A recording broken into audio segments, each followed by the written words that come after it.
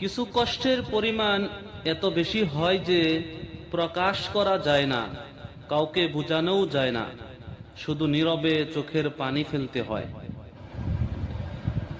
আমাকে যারা ঘৃণা করে আমি তাদেরকে সবচেয়ে বেশি পছন্দ করি, কারণ তারা না থাকলে হয়তো আমার ভুলগুলো খুঁজেই পেতাম না। এক ফোঁটা চোখের পানি ঝরার চেয়ে এক ফোঁটা রক্ত ঝরা অনেক ভালো, কারণ এক ফোঁটা রক্ত বের হতে হালকা ব্যথা লাগে, আর এক ফোঁটা চোখের পানি বের হতে পুরো হৃদয় ছিঁড়ে বের হয়ে। সময় আর আপনজন যখন একসাথে আঘাত দেয়, মানুষ তখন বাইরে থেকে নয়, ভিতর থেকেই পাথর হয়ে যায়।